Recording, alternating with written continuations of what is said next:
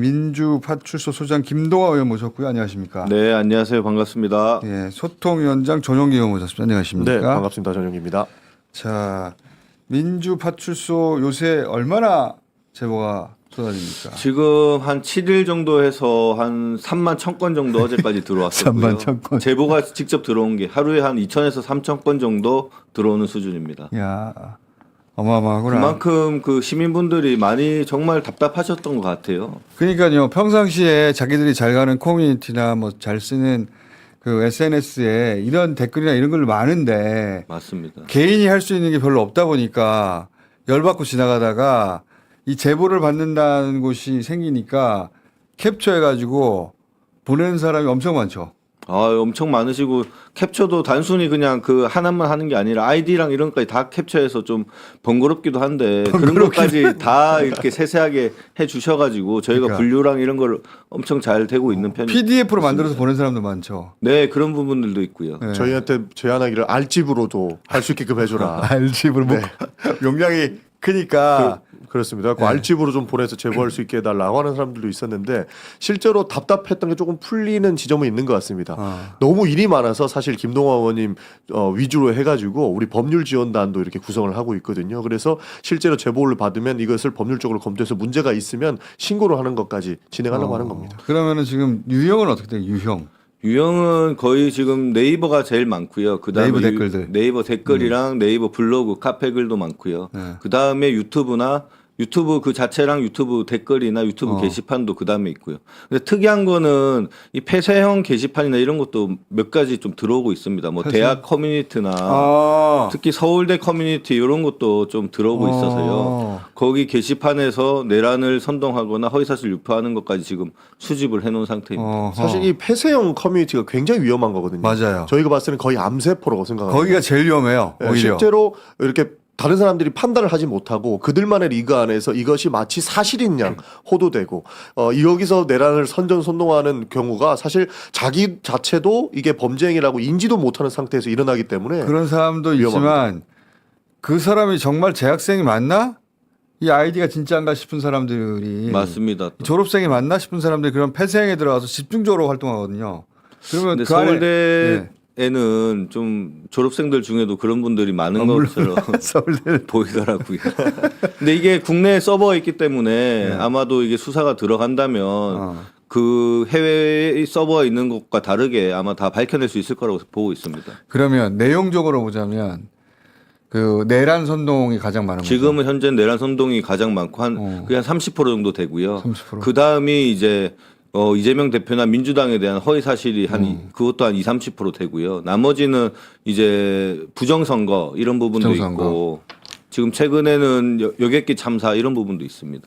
근데 민주당이 최근에 6명의 유튜버를 고발했잖아요. 그렇습니다. 이 6명은 어떤 사람들입니까? 결국에는 뭐 어떤 사람인지 이렇게 유튜버들이라 한데요. 유튜버들. 일일이 검명하기보다는 일단은 내란 선전 행위고 이 사람들의 주요 혐의점들을 보면 계엄은 정당했다 이런 류의 발언들이 많고 계엄을 할 수밖에 없었던 이유를 들면서 국민의힘도 이 계엄 사태가 끝나고 나서 내란이 끝났다라고 이야기하는 것처럼 이 사람들도 지속적으로 그 계엄을 할 수밖에 없었던 이유 그리고 실제 내란 선동은 민주당이 하고 있다라는 식으로 이야기를 계속 하거든요. 민주당이 무슨 내란을 선동했다는 거예요 지금? 대통령 탄핵이 내란 선동이라는 거고 그들은 주장하는데 대통령 탄핵은 우리 헌법 질서 내에서 이루어지는 행위고요. 그렇죠. 지금 뭐 불법 계엄 그 자체가 내란이죠 사실은. 우파가 그렇게 좋아하는 자유민주주의 체제를 전복하기 위한 게 불법 계엄 있지 않습니까? 그게 바로 내란이고 지금 뭐 북한과 같이 자기들은 가기로 했다. 오히려 종북 세력이 저는 지금 계엄 세력이라고 보고 있습니다. 북한을 이롭게 하고 있기 때문에.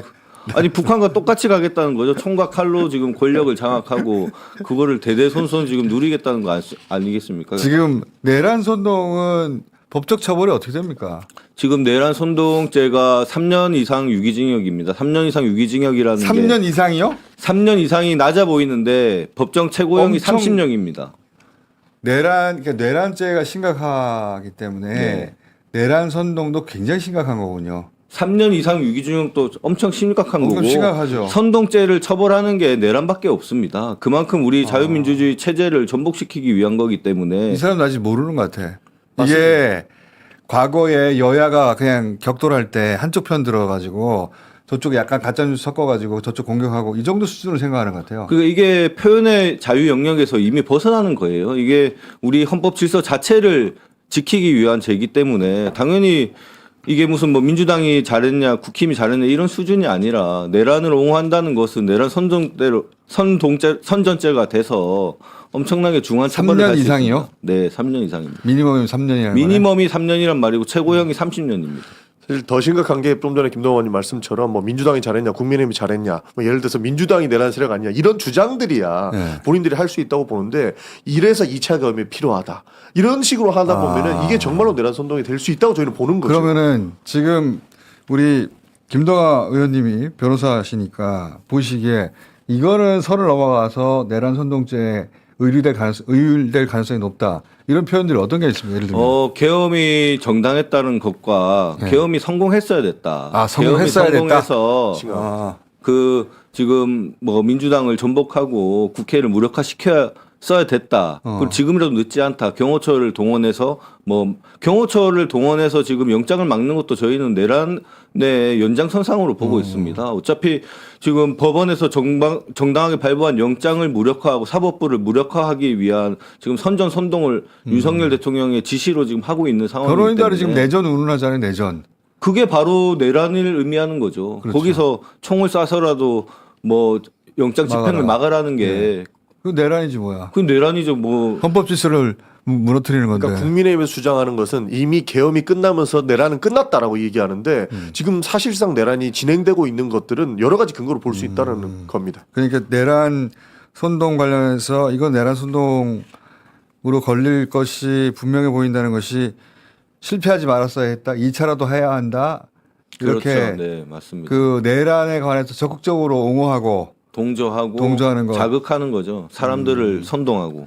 그 정도 되면 3년 이상이 나올 수 있다. 3년 이상입니다. 야. 최장 30년입니다. 그러니까 그런 것들을 사실 뭐 카카오톡이나 자기는 SNS에 퍼나르면서 자기는 범죄인지도 모르는 거예요. 그런 피해자들이 속출하기 때문에 그렇게 해서는 안 된다라고 이야기를 하고 있는 거고. 계속 알려주고 그 중에 주동자로 보이는 사람들 주로 이걸 퍼뜨리는 사람들을 먼저 고발한다. 네, 그래서 지금 유튜버 위주로 고발했고요. 근데 다만 지금 유튜버만이 아니라 카톡방이나 이런 단체방에서 그런 일들이 버젓이 이루어지고 있습니다. 그런 거 캡처해서 막 날라온다는 거죠. 많이 지금 제보가 들어오고 있습니다. 그런 사람들 등급을 분류해서 이게 지속적이고 반복적이고 그 주도적인 역할을 하는 사람들이구나 하면 가차 없이 고발해 주세요. 네, 그렇게 지금 하려고 가차 다 없이 지금 준비해놓고 있습니다. 6명이니까 너무 적나 싶은데 지난주에 4명 했었고요. 이번에 6명 합쳐서 네. 10명이고 지금은 저희가 준비하고 하는 게 한 240명 정도 지금 제보받은 거. 이 부분은 성명 불상자긴 한데 아이디가 다 특정되어 있기 때문에 수사를 들어간다면 신원이 밝혀질 거라고 보고 있습니다. 그러니까 저희도 분류를 하죠. 이렇게 비속적이고 반복적이고 그렇죠. 악의적이고 조직적이고 이런 부분들은 상당히 심각하다고 보고 있는 겁니다. 근데 지금 예를 들어서 신남성연대 또는 기타 카톡방 같은 거 이제 뭐 신의 한수 이런 것도 있습니다. 신의 한수 네. 고발하셨는데 신남성연대 텔레그램방 지령이라는 게 있네요. 이게 한번 띄워봐 주세요. 이게 어떤 내용입니까 이게? 결국에는 그 여론 정화방이라는 걸 만들어 가지고 조직적으로 본인들이 원하는 기사는 띄우고 그다음 원하지 않는 기사는 신고해서 내리고 그리고 굉장한 심각한 악플을 쓰게끔 만듭니다. 저들의 논리는 그런 것 같아요. 사람들이 봤을 때 댓글을 먼저 보는 경향들이 있는데 이럴 때에 사실 판단을 흐리게 하려고 하는 목적 아닐까 하고 추정을 하는 거죠. 저기서 이제 이루어지는 방식이 특정 기사나 예. 특정 기사의 댓글을 좌표를 딱 찍고 여기에 추천 아니면 비추 이런 식으로 지령을 내립니다. 지령을 내리면 한 5천에서 6천 명 되는 저 텔레뱅 참가자들이 지금 참가자들은 한 2만 명 가량 되는데 그 중에서 한 5천에서 6천 명 정도가 추천을 누르는 식으로 아니면 비추를 누르는 식으로 해서 그 댓글 순위를 조작해서 올리는 거죠. 이게 이 사람들의 주장은 직접 사람들이 하기 때문에 매크로를 사용하지 않기 때문에 뭐 법에 안 걸린다라고는 주장은 하지만 지금 매크로로 사용했을 경우에는 컴퓨터 등 장애 업무 방해죄에 해당하는 그렇죠.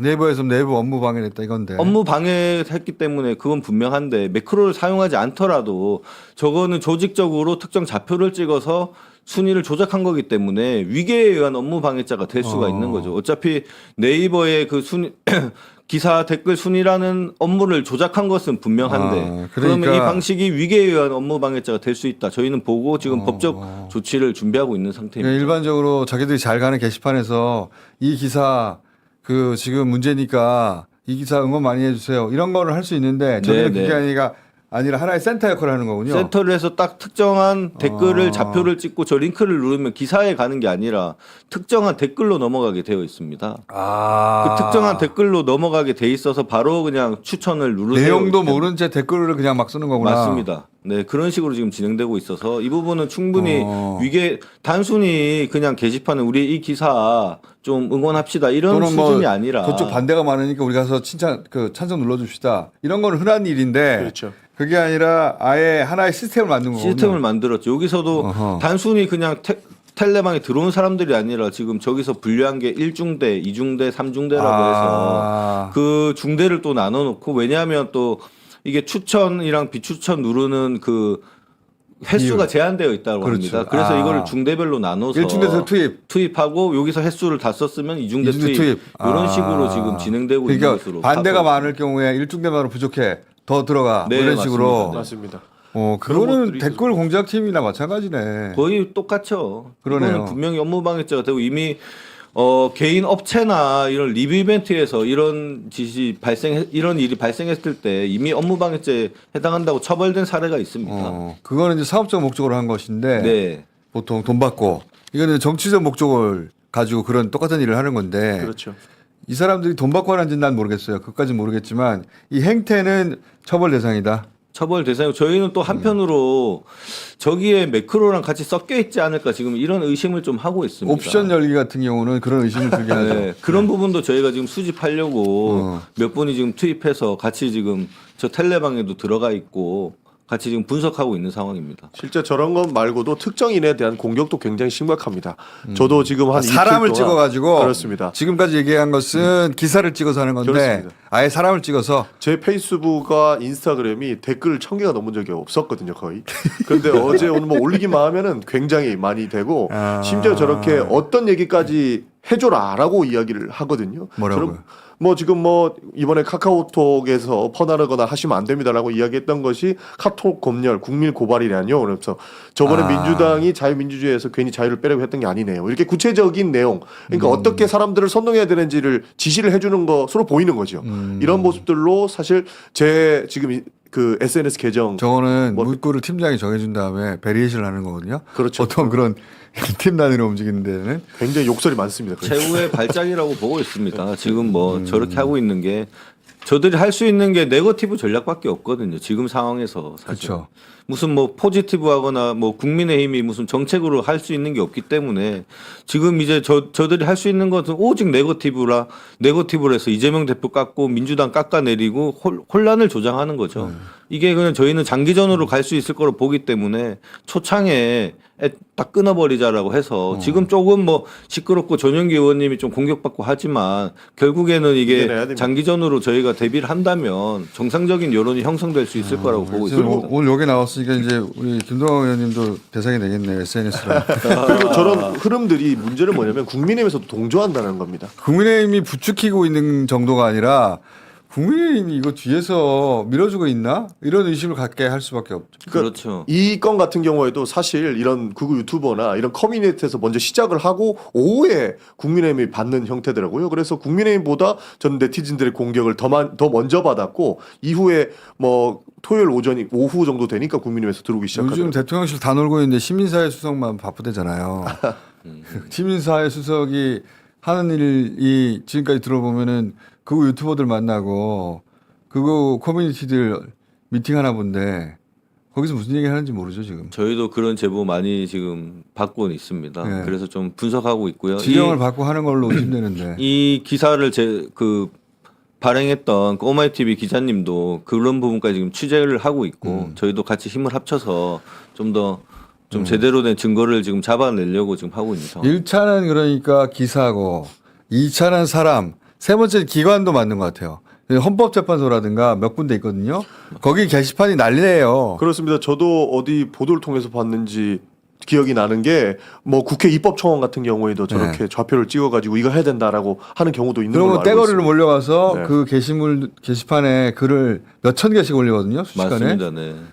그러니까 이 물론 사람들은 기계적 방식을 쓰지 않았기 때문에 뭐 죄가 안 된다라고 하지만 저희는 충분히 업무를 방해하는 지금 행위를 하고 있기 때문에 단순히 신남 성년대 대표만 지금 저희가 그 처벌하려고 하는 게 아니라 적극적으로 동조했던 사람들까지 지금 수집해서 좀 분석을 하고 있는 상황입니다. 그러면 이런 사람들은요. 백골단이라고 자처하면서 지금 관저 앞에서 그 활동하고 있는 극우 청년들 있잖아요. 이 사람들을 옹호하거나 대변하는 활동은요. 그것도 사실 잘못된 거죠. 그분들은 더 심각한 거죠. 폭력을 조장하려고 했고 지금 한남동시에 우리 지지자들이 못 나가는 이유가 굉장히 격양됐다는 겁니다. 일부러 안 나가고 있거든요. 광화문으로 모이고 있는데. 그렇죠. 한남동에 네. 가면 실제로 욕설 듣는 경우도 허다하고 부딪히려고 하는 모습이 일부러 부딪히려고 하는 거거든요. 네. 일부러. 그래서 사실 저희가 피하고 있는 모습들이 많죠. 네. 백골단은 법률적으로 보면 우리가 조폭 잡으려고 폭력단체 구성죄라는 게 있습니다. 근데 백골단이라는 것 자체가 폭력으로서 지금 이 공권력을 막겠다는 거잖아요. 막겠다는 거기 때문에 체포 대상 아니에요? 저희는 이거는 김민전 의원이랑 같이 폭력단체 구성죄가 저는 뭐 충분히 성립할 수 있을 거라고 보고 있습니다. 좋네요. 아니, 안타까운 현실이죠, 그래도. 네, 과감하게 해야 된다고 봅니다. 과감하게. 이게 여러 가지 의견이 있고 이것도 시민 활동의 하나라고 넘어갈 수 없는 거잖아요. 이거는 조직적이고 악의적이고 반복적이면 용서하기가 내란 어렵습니다. 수계 체포를 저지하는 내란 동조행위나 마찬가지 아닙니까? 아, 맞습니다. 근데 이게 사실은 우리 공권력이 나서서 차라리 그러니까 우리 민주당이 나서기 전에 민주파출소를 만들기 전에 진짜 파출소가 나서고 경찰이 나서고 수사기관이 나서야 되는데 너무 수수방관하고 있는 게 아닌가. 항공기 참사에서 그뭐 댓글이나 이런 것은 지금 경찰이 나서서 딱 조사하겠다고 하니까 싹 없어지잖아요. 순식간에 사라지죠. 그러니까 이것을 사실은 너무 뻔한 허위사실과 내란 선동인데 이런 부분을 너무 지금 국가기관에서 손을 놓고 있는 거 이거의 가장 큰 사실은 문제라고 봅니다. 윤석열 체포되면 그렇게 돌아갈 거예요. 하루빨리 신병을 확보했으면 좋겠습니다. 네, 그전에는 민주파출소에서 잔뜩 모아가지고 계속 고발하는 것으로 네, 그렇게 하겠습니다. 예, 분류해가지고 이게 대부분은 선처할 분들이겠지. 잘 몰라서 하는 분들이거나. 네. 근데 그분들이 돈 받고 있으면 그건 또 고발해야 되는데. 그렇습니다. 뭐 기본적으로 몰라서 했다라고 그러니까 그런 불상사가 생기지 않게끔 저희가 네. 해야 된다라는 이야기를 드리는 것이고 이렇게 내란 선전은 너무나도 단호하고 명쾌하게 우리 법률에 나와 있기 때문에 그런 과오를 범하지 않아야 된다. 그리고 조직적, 반복적, 악의적은 저희 용서하기 어렵다. 가차 없이. 예. 예. 그렇게 하도록 하겠습니다. 그렇게 일주일에 한 번 정도씩 저희가 체크하는 걸로. 예.